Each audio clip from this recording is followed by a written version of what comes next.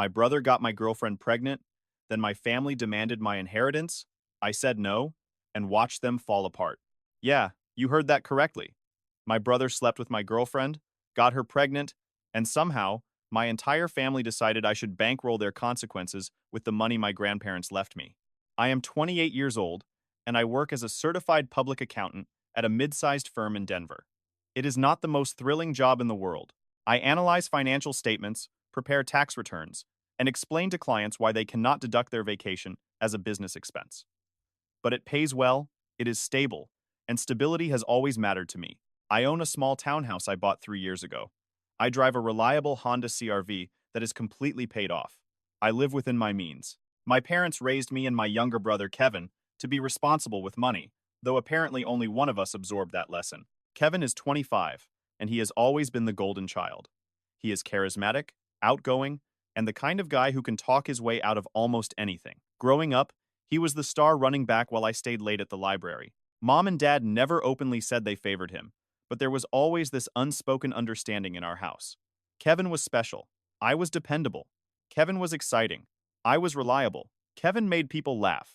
I made sure things got done. And in a family crisis, guess which one gets asked to sacrifice? Kevin's mistakes were always treated as learning opportunities. My minor imperfections were treated like character flaws that needed correction. That was the dynamic. It had been that way for as long as I could remember. My grandparents on my mother's side passed away 2 years ago, within 6 months of each other. Grandpa had a massive heart attack, and after he was gone, Grandma just seemed to give up. They had been married for 58 years. Their house and life savings came to around $340,000. Split evenly between Kevin and me, that meant each of us received $170,000. My grandparents had lived through the Depression. Grandpa served in Korea, came home, and worked at the same plant for 43 years. That money represented every sacrifice they had ever made. They left us a letter explaining that the inheritance was meant to be our foundation. Buy a house, start a business, invest in our futures. Do not waste it on frivolous things. Grandpa had written, "This represents every sacrifice we made so you boys could have better lives than we did." I took that seriously. I paid off my $45,000 in student loans immediately. I put $80,000 into index funds and bonds. I kept $40,000 as an emergency fund. I used the remaining $5,000 on final renovations for my townhouse. It was boring. It was responsible. And it was exactly what they had wanted. Kevin blew through his entire portion in 14 months. First came the truck. A brand new Ford F-150 with all the upgrades, around $65,000. Then came the trips to Vegas, the designer clothes, the expensive dinners where he picked up the tab for everyone, and the jet ski he used twice before selling it at a loss. Whenever I asked him about the spending, he would shrug and say, "You only live once, man." Grandma and Grandpa would want me to enjoy life. I was pretty sure they wanted the opposite, but Kevin had always been good at rewriting reality. By month 15, Kevin was borrowing money from our parents. By month 16, he had moved back into their house. Around month 18, the truck was repossessed. In his mind, none of it was really his fault. It was bad luck, a few mistakes, some bad advice, anything except the obvious truth that he had wasted a once-in-a-lifetime gift. Then there was my girlfriend. Well, my ex-girlfriend now. Her name was Isabel. She was 26, and we had been together for 3 years. We had lived together for the last year and a half. We met at a friend's wedding. She was a bridesmaid. I was a groomsman. It was one of those classic setups that sounds like it should be cheesy, except it actually worked. She caught the bouquet. I caught the garter. Everyone pushed us together for that awkward photo that is supposed to look cute. We ended up talking for 3 hours at the reception, exchanged numbers, and went on our first date 4 days later. Isabel was fun and spontaneous, everything I was not. Where I might spend a Friday night organizing tax documents, she wanted to try a new restaurant downtown, or check out a concert. I thought we balanced each other. She helped me loosen up and experience life. I helped her be more grounded and responsible. It felt like the classic opposites attract situation that works beautifully, until it does not. Isabel worked as a dental hygienist at a practice across town. She made around $52,000 a year, which was decent money, but she had a habit of living like she made $60,000 or more. She always had the newest phone, an expensive gym membership she barely used, subscription boxes for makeup and clothes, and organic snacks that cost more than actual meals. Her car payment alone was $480 a month for a Nissan Altima she had financed at a terrible interest rate because her credit was not great. I covered her portion of rent a few times when she was between paychecks. Those were her words, not mine. What it actually meant was that she had spent her paycheck before the next rent payment was due and needed me to float her until the following Friday. At first, it was a one-time thing. Then it became occasional. Then it became frequent enough that I quietly built it into my monthly budget as an expected expense. She promised to pay me back, and sometimes she did. But mostly the debt just accumulated in this unspoken tab I kept in my head. We had conversations about budgeting. She would nod, agree, say she understood, and then immediately go buy $200 worth of clothes at Target because they were on sale. The mental gymnastics were impressive. Saving 30% on something you do not need is not saving money. It is spending money. But try explaining that to someone who does not want to hear it. Looking back now, I can see every red flag I ignored. The way she got defensive when I suggested tracking our expenses or setting financial goals. The way she made comments about me being too serious about money, as if wanting to retire someday was some kind of personality defect. The way she complained that Kevin knew how to have fun while I was always worried about the future. She would say things like, "Your brother knows how to live in the moment," or "Kevin does not stress about every little thing like you do." I should have seen where that admiration was headed. But I was in love, optimistic, and convinced we could work through our differences. Classic mistake. The truth came out on a random Tuesday in March. I had left work early because I had a dentist appointment at 3 p.m. that got canceled. They called around noon to say their equipment was malfunctioning and they needed to reschedule. So I decided to surprise Isabel with takeout from her favorite Thai place. I grabbed spring rolls, chicken pad Thai, drunken noodles with tofu, the whole spread. I spent about $40 trying to be spontaneous and romantic. For once, I felt good about being the fun boyfriend. I walked into our townhouse around 2:30 p.m. and immediately knew something was wrong. Isabel's car was in the driveway, which was strange because she was supposed to be at work until 5. The front door was unlocked, which we never did during the day. Then I heard it. Sounds coming from upstairs that no man wants to hear, coming from his own bedroom. Rhythmic creaking. Voices.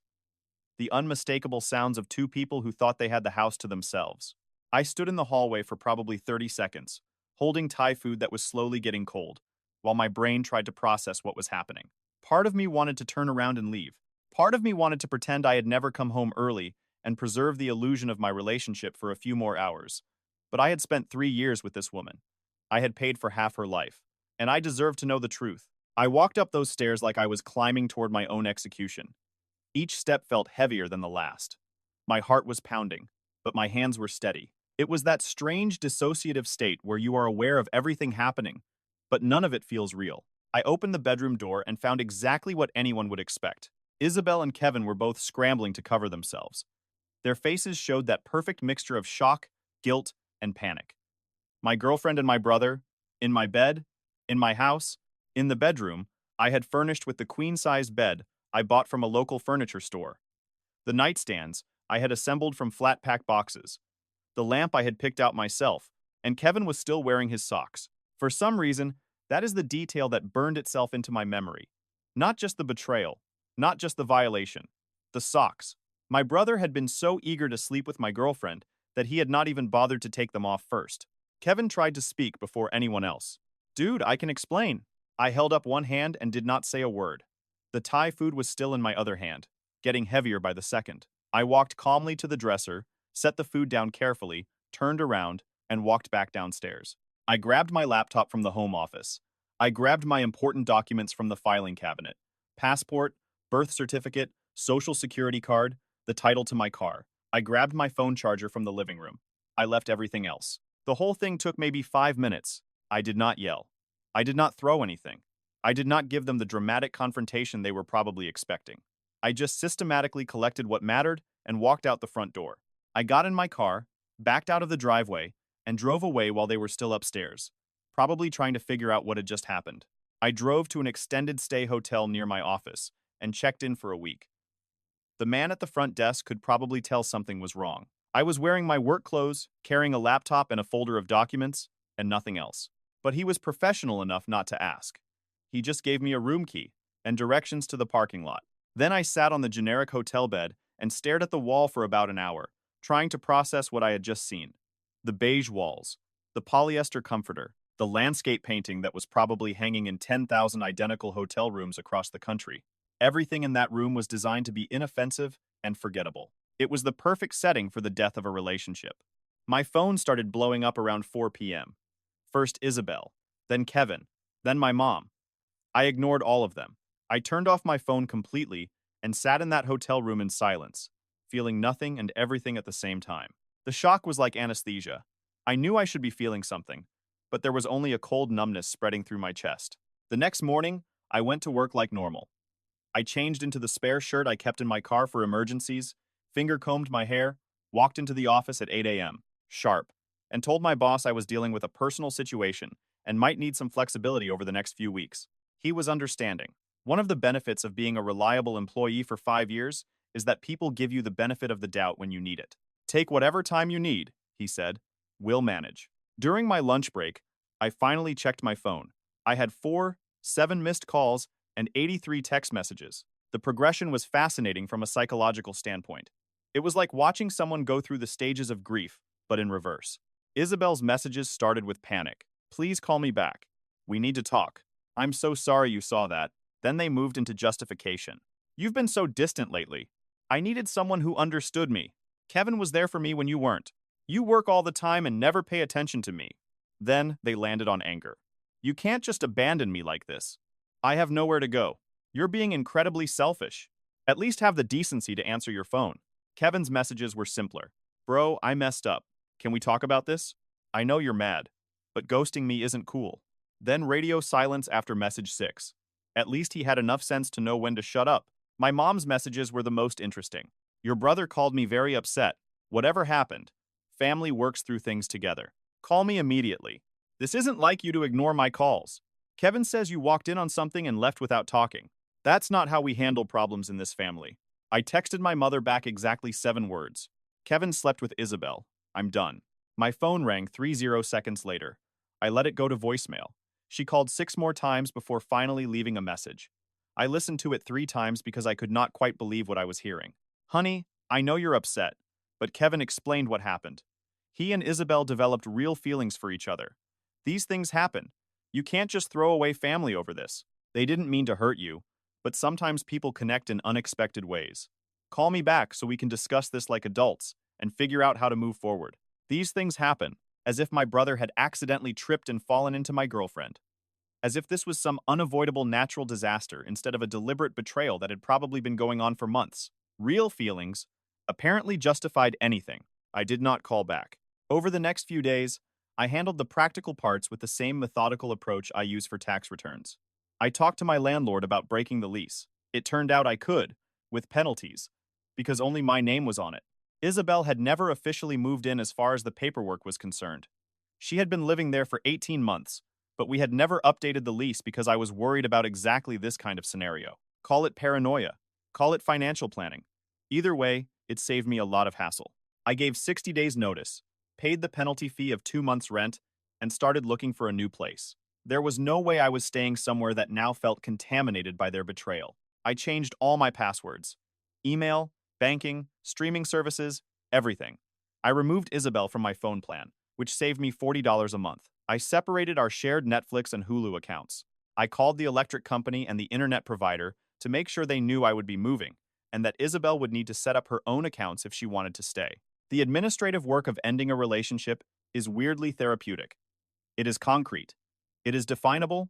It is something you can actually control when everything else feels chaotic. I hired movers to pack up my things from the townhouse while Isabel was at work. I scheduled it for a Wednesday afternoon when I knew she had a full day of appointments. I left everything that was hers or that we had bought together. The couch we picked out at Ashley Furniture. The coffee table from Target. The kitchen appliances we had registered for back when we were talking about getting married someday. I did not want a single reminder of the life I thought we were building.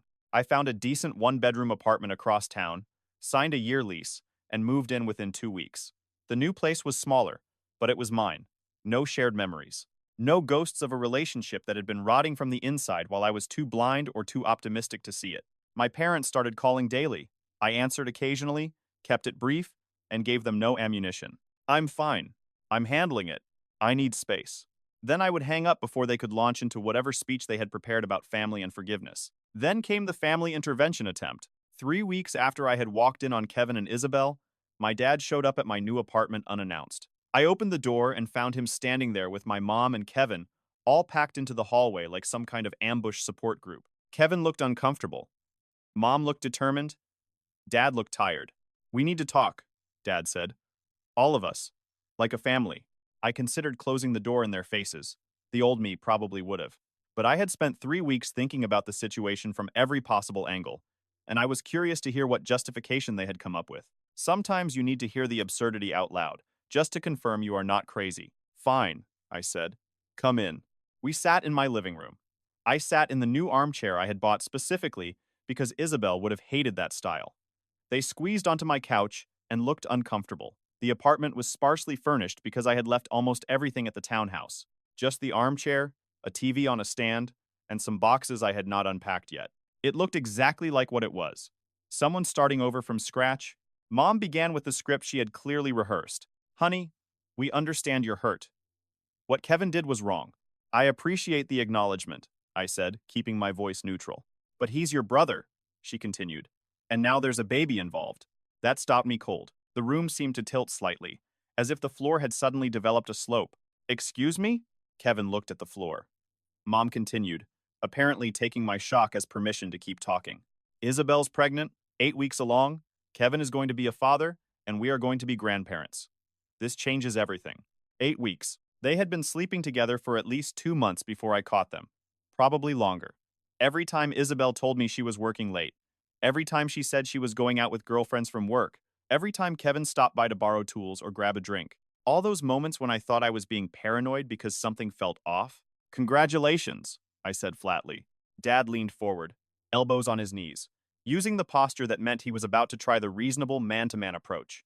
"Son, Kevin is in a tough spot. He doesn't have savings anymore." "Wonder why," I muttered. Dad ignored that. "Isabel's job doesn't pay that well, and they're going to need help getting started. Family helps family. That's how we were raised. That's what we do." I saw where the conversation was going. The script was predictable. "No. We haven't even asked anything yet," Mom said, feigning innocence like she had not orchestrated the entire conversation. "You're about to ask me for money," I said. "Specifically, my inheritance." The answer is no. Kevin finally spoke, and I could hear the practiced quality in his words. Someone had coached him on what to say.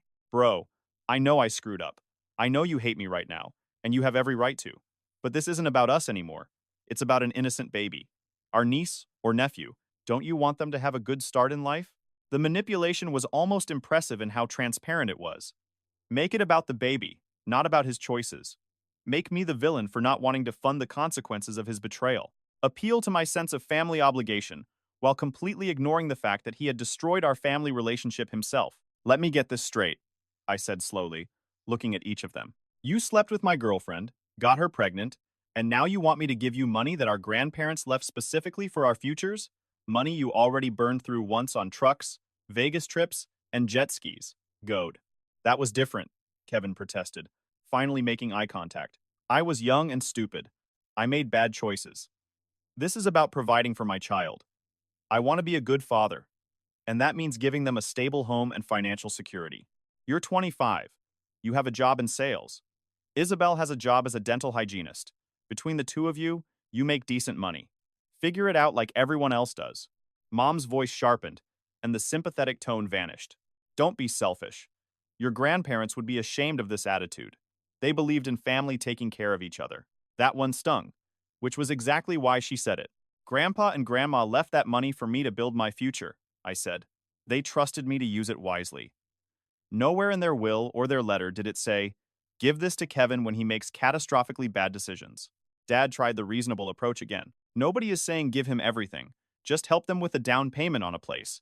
Maybe $30,000 or $40,000. You'd still have plenty left for yourself. It would mean the world to them, and it would show Kevin that you're willing to put family first." "Not happening." "You're really going to let your brother's child grow up struggling because you're mad about a girl?" Mom asked. Her disappointment was thick in the room, hanging there like smoke. "This is bigger than your hurt feelings. This is about an innocent life. I'm going to let Kevin experience the natural consequences of his choices," I said. "Maybe it'll teach him something his parents failed to." The temperature in the room dropped about 20 degrees. You could practically see frost forming. "That's uncalled for." Dad said quietly, his jaw tight. Is it? Because you are sitting here trying to convince me to bail out your golden child after he betrayed me in the worst possible way? You have not once asked how I'm doing. You have not acknowledged that I lost a 3-year relationship and a brother in the same day. You did not check whether I needed help moving, finding a place, or processing what happened. You just jumped straight to, how can we fix this for Kevin? Like always. Mom stood up, her face flushed. Fine, be selfish. Keep your precious money, but don't come crying to us when you realize you destroyed this family over dollars and cents. I'm not the one who destroyed anything. They left. Kevin did not even look at me on the way out. He just followed our parents like a child who had been told the conversation was over. I sat in my apartment for a long time after they left, wondering if I was being unreasonable, wondering if maybe they were right, and I was letting hurt feelings cloud my judgment. Then I remembered the look on Kevin's face when I caught them. It had not been remorse. It had been panic. Not guilt about what he had done, but fear over what it would cost him. He was not sorry for sleeping with Isabel. He was sorry I had found out and ruined the arrangement they had going. The harassment campaign started 2 days later, and it was coordinated enough to make it clear my family had recruited reinforcements. My phone became a war zone. Extended family members I barely knew started calling to tell me I was being heartless. My Aunt Catherine left a voicemail crying about how families should stick together through thick and thin, how blood is thicker than water, and how disappointed she was in the way I was handling everything. My Uncle Jim sent a long text about Christian forgiveness and turning the other cheek, complete with Bible verses and everything. Somehow, Isabel's parents got involved too. They sent me a certified letter explaining that I had a moral obligation to help their daughter and future grandchild during this difficult time. Apparently, Kevin had positioned the whole situation as me being vindictive and withholding support out of spite because I could not accept that he and Isabel had fallen in love. The letter actually used the phrase, found true love, as if they were star-crossed teenagers, instead of two people who had betrayed someone who loved them both. The story they were all working from was clearly coordinated. I was the bitter ex who could not handle that Isabel and Kevin had found happiness together. I was using my inheritance as a weapon to punish them. I was putting money over family. I was selfish and cold and needed to grow up and let go of my grudge. None of them seemed interested in the actual timeline of events. None of them asked for my side of the story.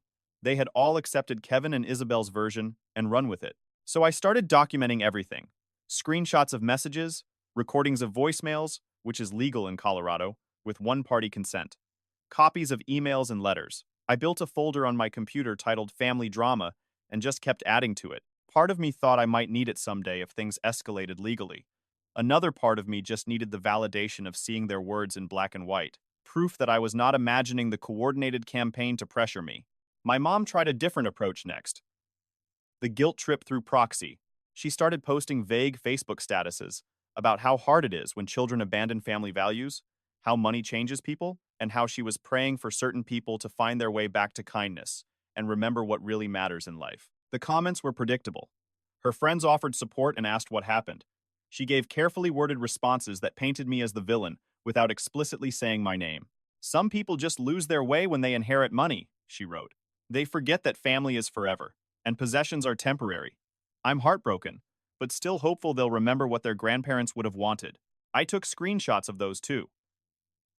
The passive aggression was almost impressive. Through mutual friends, I heard that Kevin and Isabel had moved in with my parents.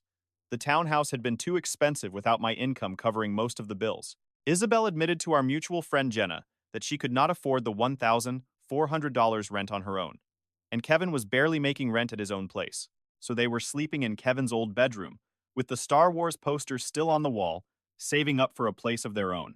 Saving, apparently, meant waiting for me to crack under the pressure and hand over money. 4 months into this nightmare, I got a call from my dad.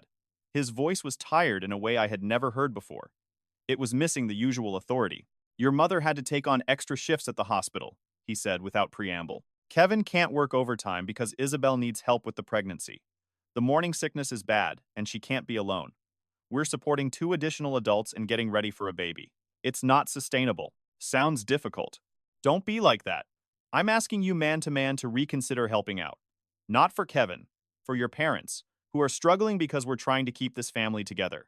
You chose to take them in, I said. You chose to enable this situation instead of making them figure it out themselves. What were we supposed to do? Let them be homeless? Let our grandchild be born into instability? They're adults with jobs. There are apartments in this city they can afford. They just don't want to live within their means. They want the lifestyle my inheritance could provide, and you're helping them pressure me into funding it. When did you become so cold? This isn't the son we raised. The question hung in the air. When did I become cold? Maybe when I walked in on my brother with my girlfriend. Maybe when my parents immediately prioritized his comfort over my pain. Maybe when my entire family decided my hurt mattered less than their convenience. Maybe when I realized that being the reliable one meant being the one everyone expected to sacrifice. I'm not cold, Dad, I said. I'm just not setting myself on fire to keep everyone else warm anymore. Grandma and Grandpa left that money to secure my future, not to clean up Kevin's messes. He hung up without saying goodbye. The breaking point came at Thanksgiving. I had planned to skip it completely. Spend the day alone in my apartment with takeout and football. Avoid the drama. Maintain my boundaries. Protect my peace. But my mom called 3 days before and begged me to come. Her voice had a quality I had never heard before. Not angry, not manipulative, just genuinely sad. Please, she said. It's been months. We're family. I know things are complicated, but it's Thanksgiving. Let's try to move past this, even if it's just for a day. Something in her voice made me agree. Maybe I was hoping for an apology. Maybe I just missed the idea of family, even if the reality was currently toxic. Maybe I thought enough time had passed that we could have a civil meal without the inheritance conversation coming up. I showed up at my parents' house at 2 p.m. with a store-bought pumpkin pie from the grocery store bakery. I expected awkwardness, but I hoped for civility. Maybe some small talk about work and the weather. Maybe we could avoid the elephant in the room for a few hours while pretending everything was normal. The ambush was immediate, and it had been elaborately planned. I walked into the living room and found not just my parents and Kevin, but Isabel sitting there with one hand on her visibly pregnant belly. Both sets of grandparents were there. My Aunt Catherine and Uncle Jim were there. Two family friends I had known since childhood were there. Every single one of them looked at me like I had just walked into an intervention, which I suppose I had. The setup looked like something from a television drama. A semicircle of chairs, all facing one armchair that was clearly meant for me. Someone had even set out a coffee station and a plate of cookies, as if this were a corporate retreat. My mom stood up and smoothed her sweater. Thank you for coming. We're all here because we love you, and we're worried about the choices you're making. I should have left right then. I should have turned around, walked out, and driven straight home. Instead, I sat down in the designated armchair, the one furthest from everyone else, and said, I'm listening. What followed was 90 minutes of the most coordinated guilt trip I have ever experienced. Each person took turns explaining why I should give Kevin and Isabel money. It was like they had divided up the talking points beforehand. My grandmother talked about how family is forever and grudges are temporary. She talked about how she and Grandpa had helped their siblings through tough times and never kept score. My grandfather reminisced about lending his brother money to start a business in the 1970s, how it all worked out, and how the family was stronger for it. My Aunt Catherine shared a story about forgiving her sister for something I did not quite follow. My Uncle Jim quoted Bible verses about generosity and storing treasures in heaven, rather than on earth. Then Kevin stood up with Isabel beside him, her hand still resting on her stomach in that universal gesture pregnant women seem to use everywhere. I know I messed up, Kevin said, and his voice actually cracked with emotion. I know I hurt you in a way that might be unforgivable. I betrayed your trust. I destroyed our relationship. And I understand if you never want to speak to me again. But this, he gestured to Isabel's stomach, this is innocent. This baby didn't ask to be born into complicated circumstances. This child is your family too. Your niece or nephew. Don't you want them to have a good life? A stable home? The same opportunities we had growing up? Isabel's eyes were red from crying. Or from practice crying. It was hard to tell. I never meant for any of this to happen, she said, her voice small. Kevin and I didn't plan to fall in love. It just happened. And I know that doesn't excuse what we did to you, but we can't change the past. We can only try to do right by this baby. And right now, we need help. A place to raise our child. Basic stability. We're not asking for luxury. Just a foundation to build on. The room went silent. Everyone watched me, waiting for me to crack under the collective weight of their expectation. I could feel it pressing down on me. The assumptions, the judgment, the certainty that I would eventually give in because that was what the dependable one did. I stood up. I have a question for everyone here, I said calmly, looking around at each face. How many of you asked how I was doing after I found out about Kevin and Isabel? How many of you checked whether I needed support, or a place to stay, or just someone to talk to? Silence. A few people looked at the floor. Here's what I remember, I continued. I caught my brother having an affair with my girlfriend in my bed, in my house, that I was paying for. I moved out within 2 weeks. I started over. I rebuilt my entire life. And not one person in this room reached out to see if I was okay. Not one person acknowledged that maybe, just maybe, I was the wronged party here. My mom opened her mouth, but I held up a hand. Instead, within weeks, all of you rallied around Kevin and Isabel. You made sure they had a place to stay. You helped them prepare for their future. You asked me for money to make their lives easier. You told me I was being selfish for not immediately forgiving them and opening my wallet. And now, you have orchestrated this. I gestured around the room. This intervention, this performance, all to pressure me into funding their choices? It's not about taking sides, Dad said. It's about being a family. You're right, I said. It's not about sides. It's about accountability. Kevin made a choice.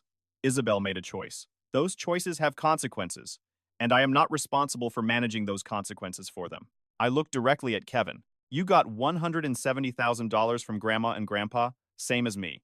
You spent it all on toys, trips, and temporary pleasures. That is not my fault.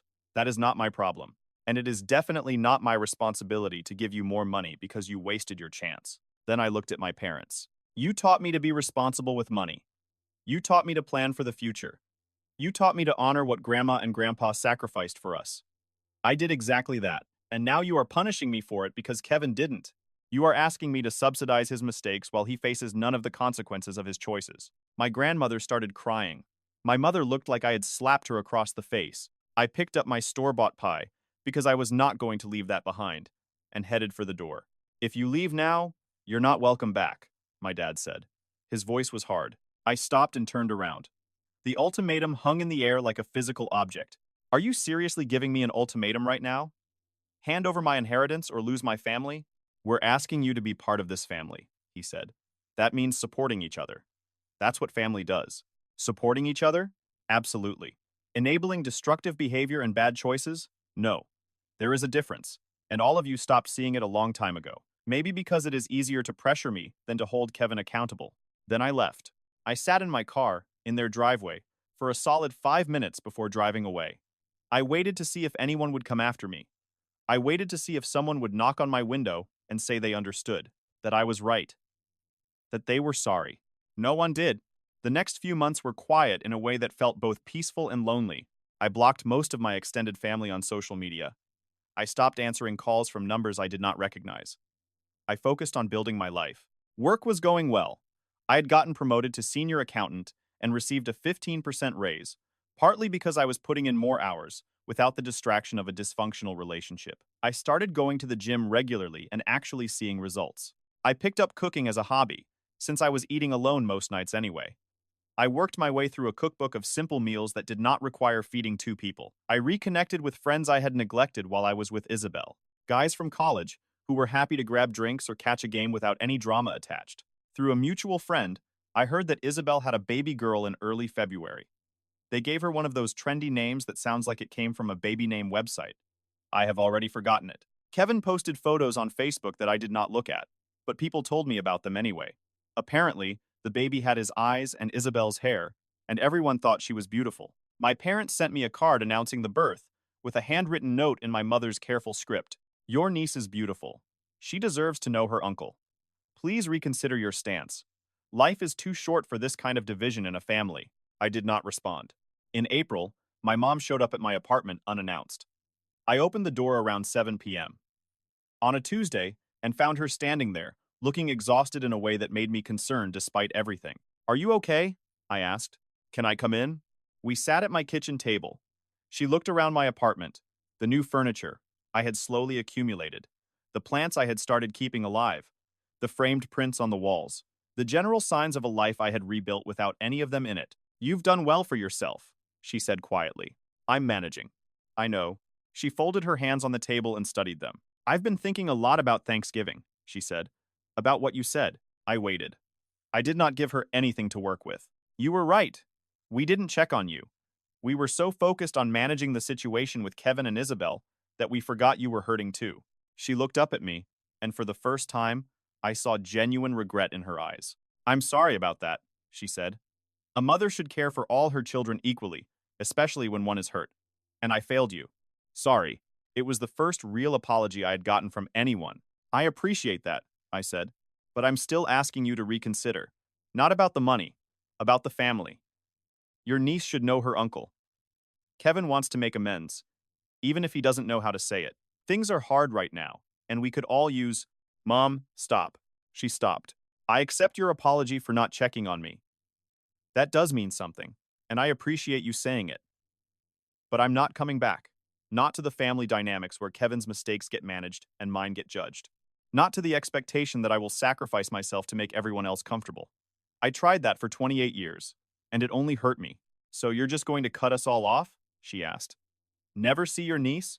Never talk to your brother again? I'm going to protect myself and my peace. If that looks like cutting you off, then yes, I guess I am. She stood up to leave. At the door, she turned back one last time. Your father is disappointed, she said. He expected better from you. The old me would have felt that like a knife. The new me just shrugged. Dad has been disappointed in me since I wasn't Kevin. I can live with that. That's not fair, she said. He loves you both equally. Neither is anything that happened in the last year. But here we are, dealing with unfair situations and making choices about how to move forward. She left. I have not seen her since that day, though she still sends cards for my birthday and Christmas with short notes saying she hopes I am well. It has been 8 months now since that conversation. Life is remarkably peaceful in ways I did not expect. I heard Kevin and Isabel finally moved into their own apartment in July. A one-bedroom in a rough part of town where they got a deal on rent, but it is theirs. My parents still help with babysitting several days a week, and probably with money too. But that is their choice. They are enabling the same patterns that got Kevin here in the first place. I am not responsible for funding their mistakes. I am not responsible for rescuing Kevin from the consequences of his own choices. And I am not responsible for teaching my parents a lesson they have refused to learn for decades. My grandparents left me that inheritance so I could build a future, not so I could clean up someone else's betrayal. For the first time in my life, I am choosing my own peace over being the dependable one everyone else drains dry. And honestly, I think Grandma and Grandpa would understand.